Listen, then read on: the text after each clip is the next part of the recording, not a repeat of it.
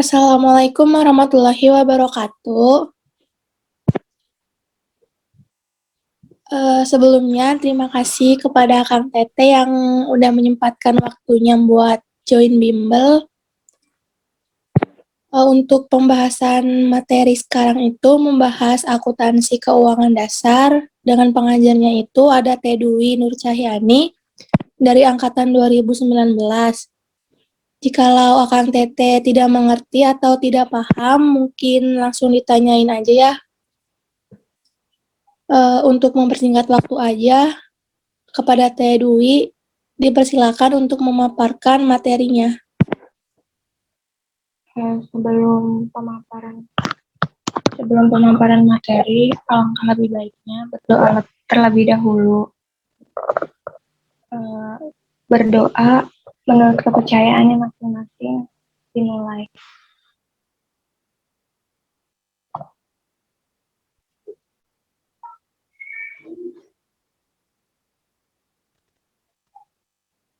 Berdoa selesai.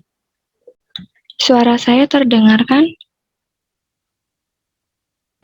Terdengar Teh, siap terdengar Teh. Terdengar Teh.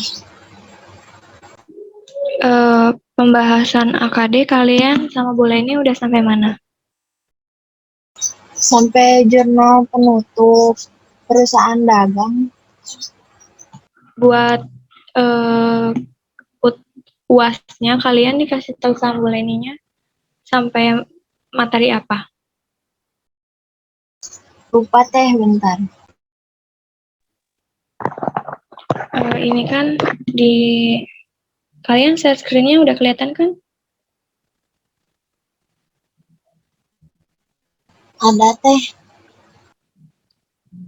Ini kan kalian AKD 2 ya. Waktu Teteh UAS AKD 2 itu kalau nggak salah itu tuh ngerjain worksheet. Jadi soalnya itu udah dikasih worksheet-nya, terus kita bikin kan tulis tangan. Nah itu tuh udah dikasih trial balance-nya sama penyesuaiannya. Jadi kita tinggal ngisi neraca saldo penyesuaian, setelah penyesuaian sama laba rugi dan neraca. Jadi kalian worksheet-nya udah pada selesai semua. Kalau yang worksheet-nya udah Teh waktu bahas juga sama Ibu di kelas.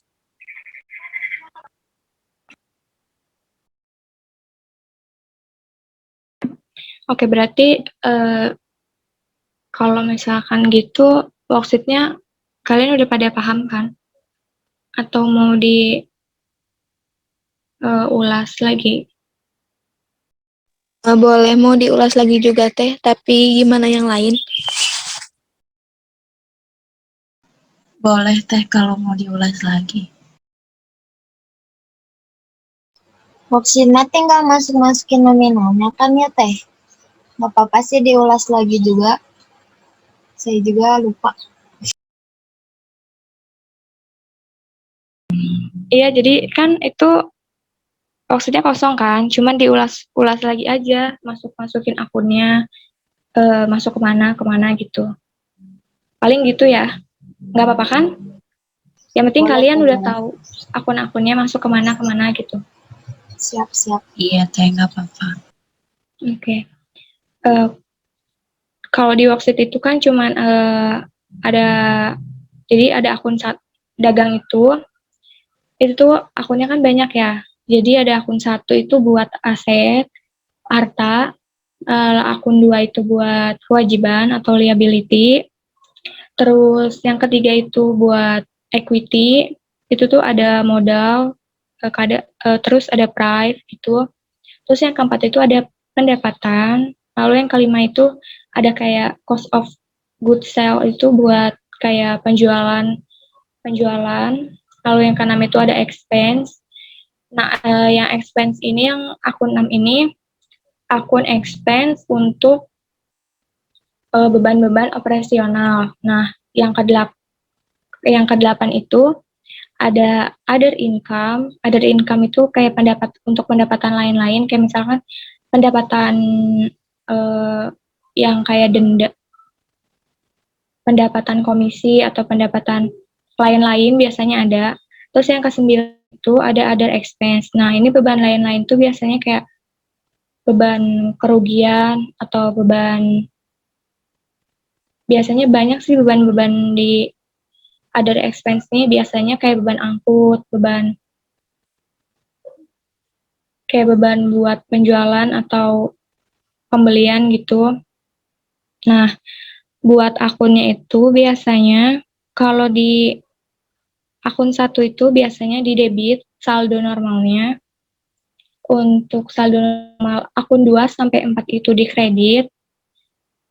Kalau misalkan untuk akun 1 itu kan ada yang di kredit, ada yang di debit. Nah, untuk yang di kredit itu biasanya kayak akumulasi, terus kerugian piutang. Nah, itu biasanya mengurangi harta. Nah, untuk akun 2 sampai 4 itu kan di kredit. Nah, akun 5 sampai 6 itu ada di posisi debit. Untuk akun 8 itu ada di kredit dan akun 9 itu ada di debit. Akun 8 itu kan karena pendapatan, nah itu berarti di kredit.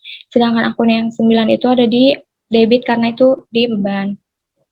Nah, untuk masukin yang adjusting entries-nya ini, kalian kan sebelum bikin worksheet kan udah ada jurnal penyesuaian tuh. Nah, setelah nyusun penyesuaian, baru kalian nyusun kertas kerja. Nah, kalian setelah nyusun penyesuaian, kalian masukin nominal-nominalnya sesuai dengan akun-akun yang kalian sesuaikan. Itu biasanya posisi debit kreditnya kalian sesuaikan dengan yang kalian jurnal di jurnal penyesuaian. Kalau waktu TT UAS AKD 2 itu biasanya kemarin itu udah ada trial balance sama adjusting entries-nya itu udah ada. Jadi kita tinggal ngerjain adjusted trial balance sama income statement sama neraca.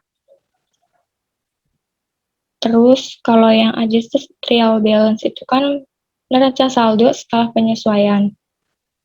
Jadi kalau misalkan di penyesuaiannya itu ada Merchandise inventory atau peralatan, perlengkapan.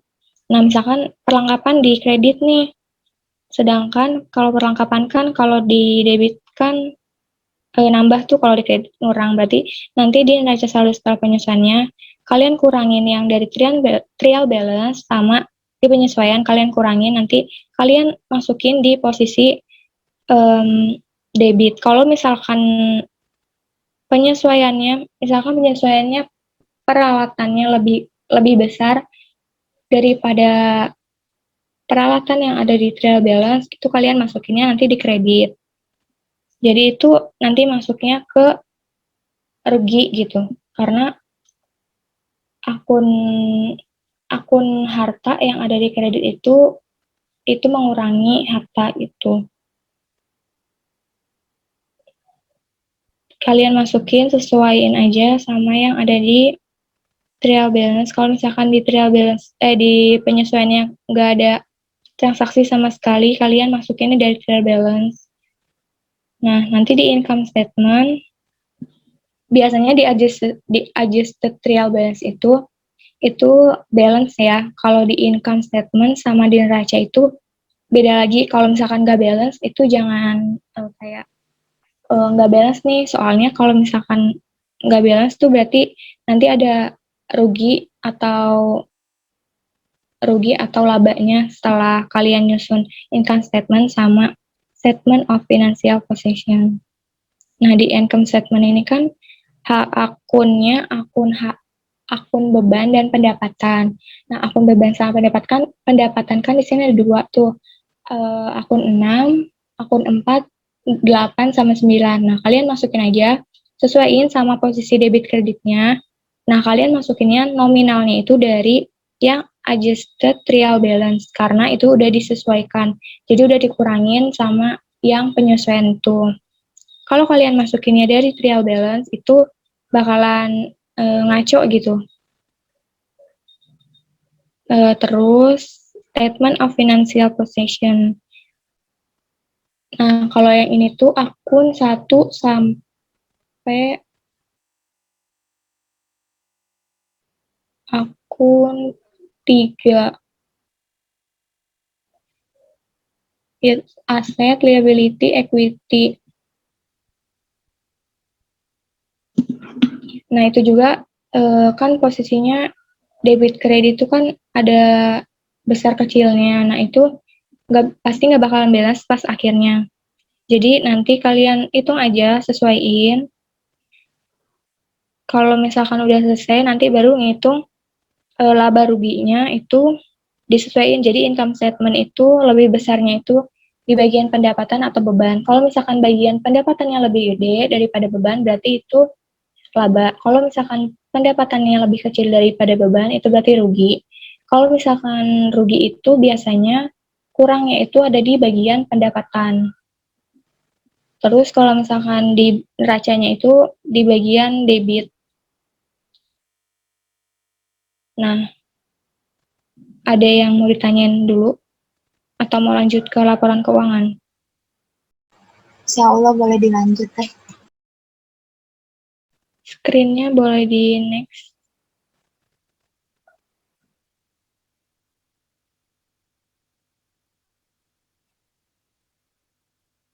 Lagi-lagi.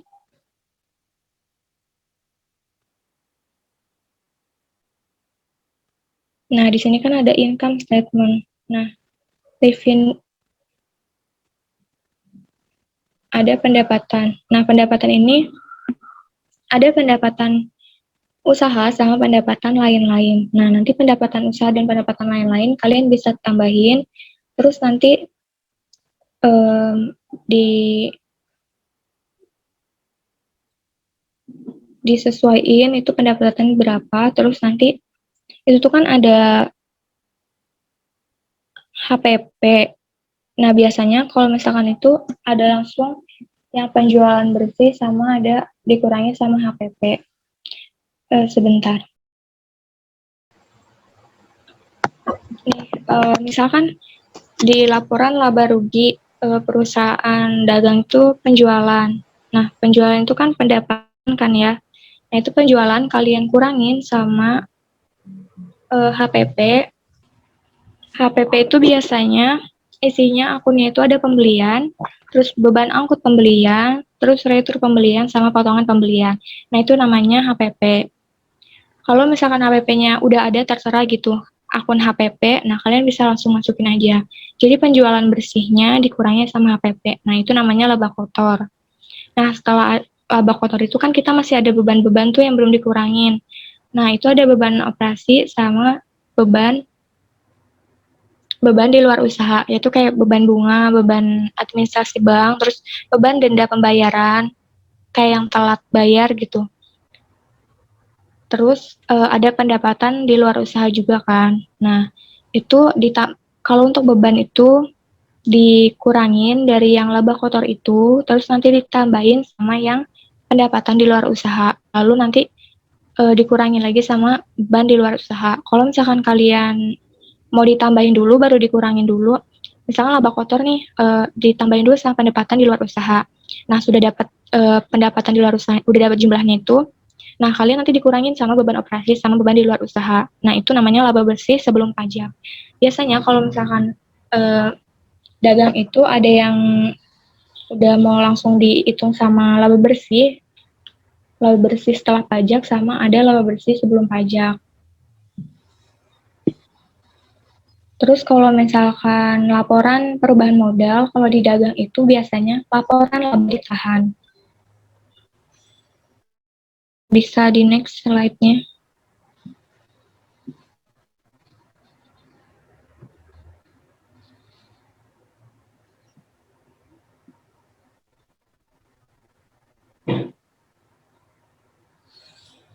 Jadi kalau misalkan laporan perusahaan jasa itu kan laporan perubahan modal tuh. Tapi kalau di dagang itu kadang ada laporan perubahan modal sama laporan laba ditahan. Nah, itu kan sama aja kayak laporan perubahan modal, itu ngitung saldo laba, modal awal atau saldo laba tahun lalu atau bulan lalu ditambahin sama laba bersih yang udah dihitung tadi, laba bersih yang sebelum pajak tadi. Nah, nanti itu ditambah sama dividen. Nanti kalau udah ditambah kayak gitu, saldo laba periode lalu ditambah sama hasil penjumlahan laba bersih ditambah dividen itu, nanti baru didapatkan laba ditahan tahun atau periode berjalan. Terus ada neraca. Setelah laporan laba ditahan atau perubahan modal itu ada neraca. Nah, neraca ini tuh ada aktiva sama pasiva. Aktiva itu kan akunnya akun harta. Ada harta lancar dan harta tetap. Kalau harta lancar itu kayak misalkan kas. Kas itu ada kas di bank sama kas di tangan. Kas di tangan itu biasanya kas kecil. Terus ada piutang dagang, terus cadangan, persediaan, perlengkapan, ada asuransi, terus ada sewa, sama PPh dibayarin muka. Lalu kalian jumlahin aktiva lancarnya berapa, terus misalkan ada investasi. Nah, investasi ini kadang kan ada bentuk saham, ada yang biasanya dalam bentuk saham. Nah, itu kalian jumlahin juga. Terus ada aktiva tetap. Nah, aktiva tetap kan ada peralatan, terus ada gedung, ada kendaraan, ada tanah. Nah, itu kan ada akumulasinya juga. Yang ada akumulasi itu biasanya tuh peralatan, kendaraan atau mesin, terus gedung. Kalau tanah itu biasanya nggak ada akumulasi penyusutannya. Nah, udah gitu kalian jumlahin jumlah dari aktiva lancar, investasi, dan aktiva tetapnya. Nah, itu total aktivanya. Nah, total aktiva dan total pasiva itu harus balance. Karena itu kan laporan posisi keuangan. Nah, itu harus balance. Di dalam pasiva itu ada utang lancar, ada juga utang jangka panjang. Nah, utang lancar itu misalkan utang dagang, utang beban, terus utang PPN. Nah, kalau yang jangka panjang itu biasanya ada utang bank. Nah, utang lancar sama utang bank itu kalian jumlahin, nanti didapatkan jumlah utang. Nah, terus kan ada modal nih. Itu tuh kadang ada yang modal biasa, modal saham. Lalu ada laba ditahan.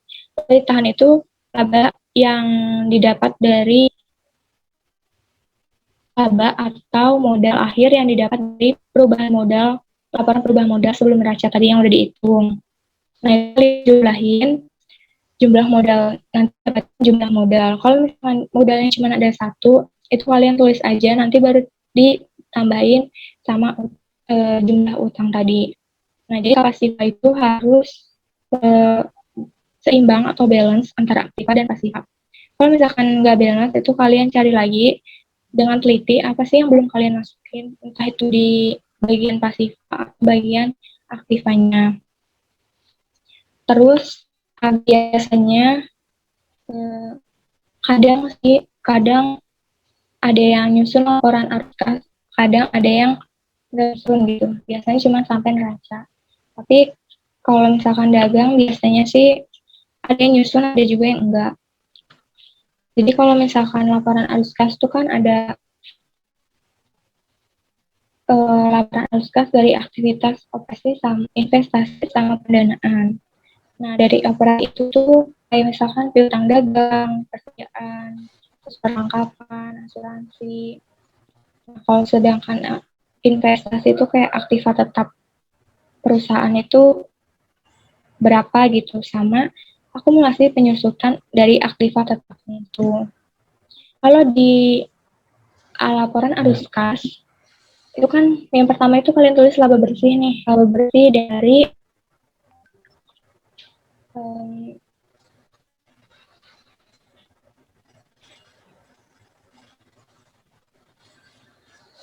laba bersih dari laporan laba rugi. Jadi kalau misalnya laba bersihnya terus kalian tulis di laporan arus kas laba bersihnya itu 600. Jadi laba bersihnya itu kalian sesuaiin sama laporan dari laporan laba rugi.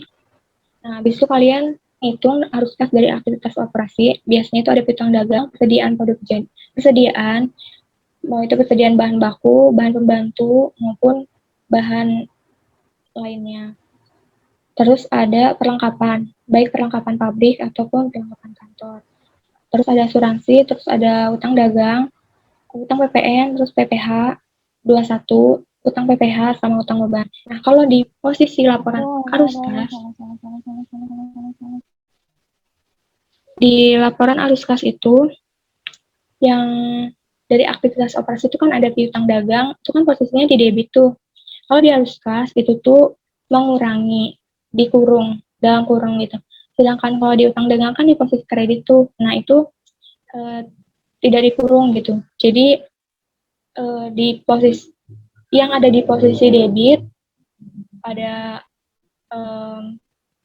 worksheet atau saldo normalnya di debit itu dikurungin. Jadi itu mengurangi gitu. Kalau sedangkan di ada yang posisi kredit, kayak misalkan utang. Nah, utang itu kan di kredit tuh.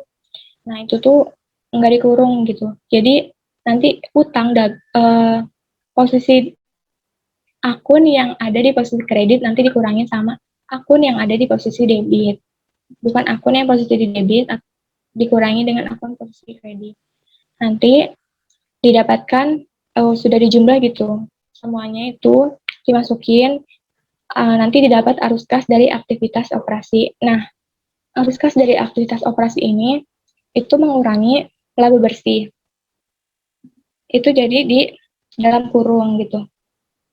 Biasanya itu dalam kurung gitu. Atau kalian juga mau di minusin juga boleh, tapi biasanya lebih baik di kurung biar kelihatan itu dikurangin atau ditambah gitu. Nah, terus ada dari aktivitas investasi nih, aktivitas investasi itu biasanya dari aktiva tetap sama ada akumulasi penyusutan aktiva tetap. Nah, kayak yang dari aktivitas operasi tadi, jadi aktiva tetapnya ini kan posisi debit tuh, nah itu dikurungin. Lalu akumulasi itu kan di kredit posisinya, nah itu tadi dikurungin. Jadi eh, aktiva tetapnya itu dikurangin sama akumulasi penyusutannya. Nah itu nanti eh, itu kan kayak rugi gitu. Jadi itu dikurungin. Jadi arus kas dari aktivitas investasi itu dikurungin itu kayak mengurangi laba bersih juga. Lalu ada aktivitas pendanaan. Nah, aktivitas pendanaan itu kayak misalkan kita dapat modal atau dapat investasi dari pemegang saham atau investor lain atau kita minjem uang dari bank gitu. Nah, ini nih akunnya kayak ada utang bank, modal, modal saham atau modal dari pemilik. Nah, itu dijumlahin semuanya. Ini nggak ada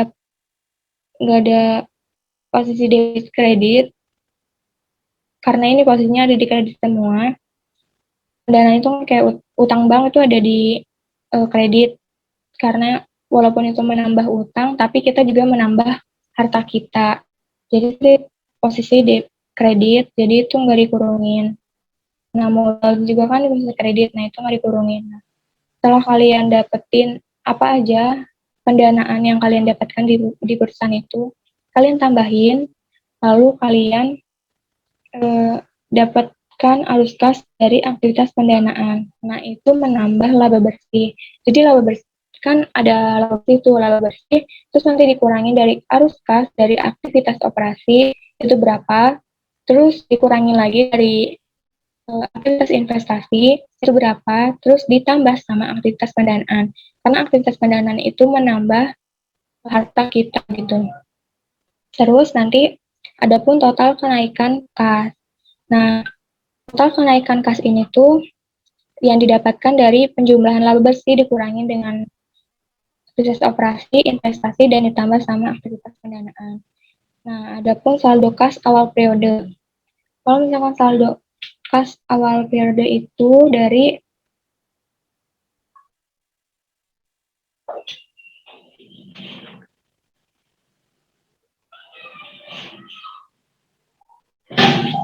kalau biasanya awal itu nggak diisi, tapi saldo kas akhir periode itu harus sama di akun kas. Jadi kasnya itu yang bisa kalian lihat di laporan raja atau kalian lihat di worksheet. Kalau misalkan di worksheetnya kalian akun kasnya 300 juta, lalu di laporan arus kasnya selalu akhir kas kaliannya cuma ada 250. Nah, itu kalian cari lagi apa yang kurang kalian masukin. Jadi kalian hitung lagi, kalian teliti lagi apa yang belum kalian masukin gitu. Terus habis ada laporan keuangan tuh kan kalian ada jurnal penutup. Nah, jurnal penutup ini kan menutup akun yang nantinya itu enggak, pokoknya di awal periode itu udah nggak ada gitu. Adanya itu kan misalkan di jurnal penutup kan akun beban tuh. Nah, akun beban itu kita tutup, terus akun pendapatan kita tutup juga, terus akun laba bersih kita tutup juga. Nah, price juga itu kan kita tutup juga. Nah, jadi di jurnal penutup itu kalian cuman pokoknya kalian ingat pendapatan tuh kan posisi kredit tuh. Ketika ditutup itu akan berpindah ke debit. Nah, begitu pula beban. Kan beban ada di debit. Kalian pindahin kredit karena kita akan menutup akun beban. Lalu menutup akun laba bersih. Nah, kalian menutup akun laba bersih ini kan pasangannya itu sama modal. Kalian jangan melihat modalnya gitu. Tapi kalian lihat laba bersihnya berapa, itu kalian tutup. Nah, modalnya itu mengikuti dari akun ikhtisar laba ruginya.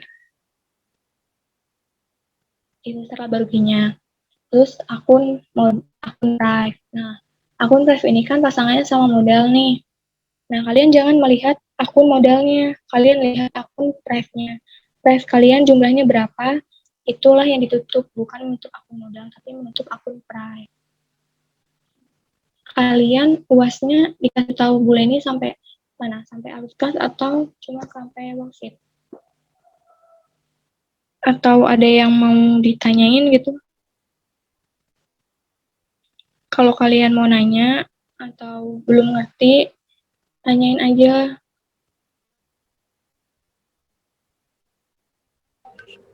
Iya, mendingan kalau misalnya biar lebih mudah dipahami mah sekalian sama kayak kita teh masukinnya kemana gitu, apa maksudnya sama ininya, nama akunnya sama nominalnya kayak gitu teh biar lebih ngerti mungkin ya. Kalau itu soalnya di screen-nya itu nggak bisa diketik karena itu gambar kan, jadi harus buat jurnal baru lagi. Oh iya teh. Kalian pokoknya jadi kalian pahami aja posisi debit kreditnya. Kalian kalau udah paham posisi debit kreditnya, kalian bakalan paham nanti gak bakal kayak ini masuknya kemana sih. Kalau misalkan kalian gak paham nih pendapatan masuknya kalau bertambah di mana, terus berkurangnya di mana. Nah, itu kalian bakalan bingung. Misalkan pendapatan jasa nih, pendapatan itu biasanya di mana ya bertambahnya, terus masuknya kemana ya. Nah, itu kalian bakalan bingung gitu. Kalau misalkan kalian udah tahu pendapatan tuh kalau bertambah tuh di di kredit nih. Nah, kalian langsung oh pendapatan di kredit, berarti di debitnya tuh kita nambah kas juga gitu. Jadi kalian tuh pahami aja saldo-saldonya kalian masukin kemana, terus sama lagi kalian harus teliti. Kalau misalkan kalau nggak teliti itu juga sama aja kita di akhirnya tuh susah gitu. Kalau misalkan nggak balance tuh kadang ada yang angkanya salah lah, terus kita jumlahinnya salah lah. Nah, itu kadang itu yang bikin kita nggak balance gitu. Jadi harus teliti juga mengurangi maupun menambahkan gitu. Jadi kalau misalkan di worksheet nih, kalian kan di worksheet nih, ada misalkan di kas itu misalkan ada penyesuaian di asuransi dibayar di muka. Nah, di neraca saldonya itu kan di posisi debit. Sedangkan di penyesuaian tuh kalian asuransinya itu ada di posisi kredit. Nah, kalian waktu dari jurnal penyesuaian ke masukin ke kertas kerjanya, kalian kurang teliti nih, kalian masukinnya di debit. Nah, itu kan kalau misalkan asuransi kan di debit sama di debit itu kan menambahkan. Jadi menambahkan asuransi dari di muka. Sedangkan usahanya kalian adalah mengurangi asuransi karena itu udah disesuaikan gitu. Jadi kalian juga harus teliti masuknya kemana gitu.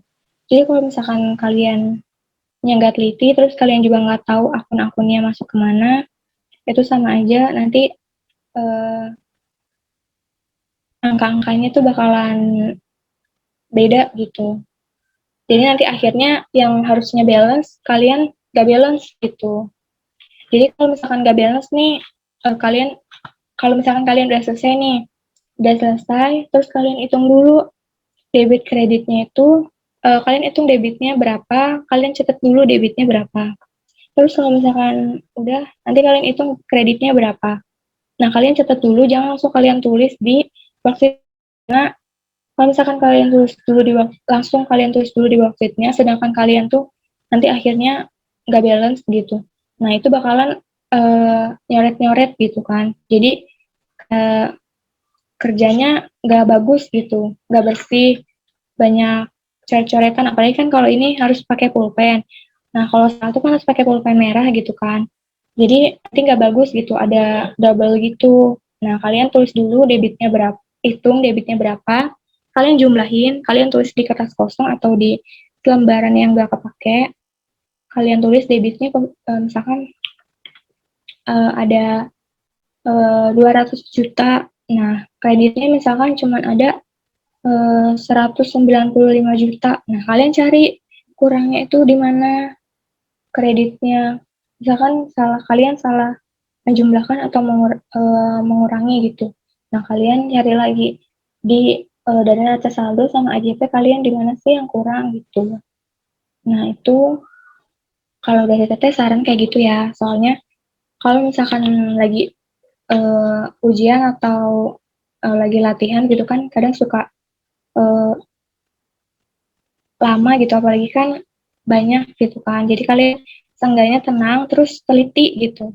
Biasanya kalau udah panik tuh nggak teliti gitu, jadi kalian harus ingat teliti terus jangan panik, soalnya kalau udah keburu-buru sama waktu itu bakalan panik. Kalau dari Teteh mah pokoknya kalian pahami aja gimana perhitungannya, gimana posisi debit kreditnya, terus akun-akunnya kalian pahami. Jadi nanti buat nyusunnya juga enak, nggak ribet gitu. Terus kalau misalkan ada yang kalian tanyain, sok kalian tanyain. Ada yang belum paham, silahkan kalian tanyain. Kalau misalkan nggak ada yang ditanyain, mungkin kembali lagi sama Teh Nuti. Sebelumnya terima kasih Teh Dwi yang sudah memaparkan materinya. Semoga materi yang didapatkan hari ini bisa bermanfaat buat sekarang dan ke depannya.